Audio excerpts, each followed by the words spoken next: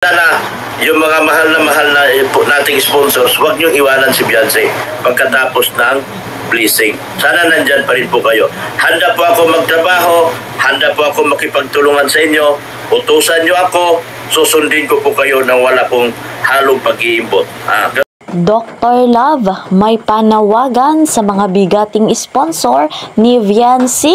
At si Viancy nga po, nahihiya na. Bago po natin mapanood yung video, isa munang magandang araw at gabi sa inyong lahat, saan mang sulok ng mundo. Special shoutout po kay Madam Belen Caranay from Hulo, Sulo and Zamboanga City. Madam Marites Tagapan from San Juan, Cabagan, Isabela. Madam Luz Minda Terona from Davao. Madam Norma Mapanaw from Ordaneta City. Madam Felicidad Rumenes from Calbayog City. At si Madam Marlene Quilates. Mega love shoutout naman sa lahat po ng ka-member ko sa Karepa, Kalingap Reactor Partner, mga OFW, subscribers, listeners, mga silent viewers dyan. Mega love shoutout po sa inyong lahat. Patuloy naman nating susuportahan ang bumuo sa Kalingap, Kuya Val Santos Matubang at Kalingap Rob. Kasama po ng kanilang may bahay,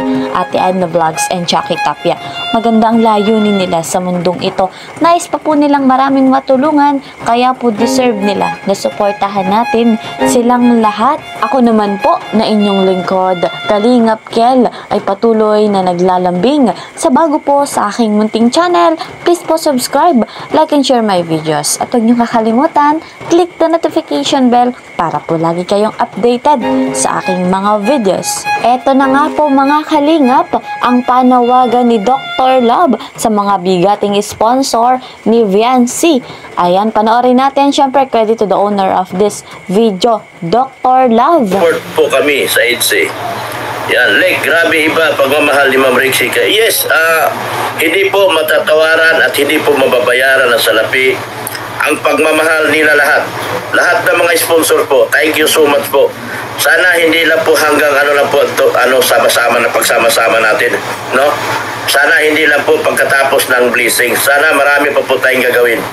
Marami po tayong gagawin. Po, tama naman si Dr. Love. Talagang marami pa nga pong kulang din sa bahay ni Viancy. Pagdating nga po sa bakod, landscape, at yung iba pang ayusin. Pero tapos na po mismo yung kabuuan ng bahay. Kaya naman talagang maraming salamat sa suporta na ibinibigay ng mga bigating sponsor. Po tayong mga bakod, may landscape pa po. Siguro kung magpa-landscape kayo, may landscape pa po tayong gagawin dyan. Mga flower arrangement, yan. Marami pa po. Sana hindi tayo magtapos ang ating samahan sa pagtapos nung tawag nito, blessing. Sana nandyan pa rin kayo. Ayan. Sana nga po ay hindi agad-agad umalis ang mga sponsor at sana nga po patuloy pa na kanilang tulungan si Viancy. Yun nga po yung panawagan ni Dr. Love. Salamat Ma'am Rixie, naintindihan niyo po ako. Sana po tuloy-tuloy kasi pagka-blessing po niyan, kailangan po yan babakuran. Pangalawa, kailangan ng gawa ng tindahan. Pangatlo, gagawa tayo ng garahe. Pang-apat, gagawa tayo ng landscaping para gumanda yung bahay.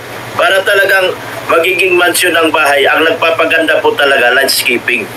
Sa mga may magagandang bahay dyan, isa sa nagpapaganda po talaga sa view ng bahay ay ang landscaping po. So, kailangan pa po natin, sana yung mga mahal na nating sponsors, huwag niyong iwanan si Beyonce pagkatapos ng blessing. Sana nandyan pa rin po kayo. Handa po ako magtrabaho, handa po ako makipagtulungan sa inyo, utusan niyo ako, susundin ko po kayo nang wala pong halong pag-iimbot. Ayan guys, mga kalingap, napakinggan nyo yung panawagan ni Dr. Love. Kaya nga po, sana ay patuloy pa na magbigay ng suporta ang mga bigating sponsor ni Viancy pagkatapos nga po ng blessing. Sapagkat para maisaayos pa yung iba pang kakulangan doon nga po sa bahay ni Viancy. Kaya naman po, salamat din kay Dr. Love sa pag-iintindi kay Viancy at lalo na kay Nakalingap Rob at kay Kuya Val Santos Matubang. Ayan guys, yan muna ang ating update ngayon. See you po sa next video. Ingat po kayo palagi. Bye-bye!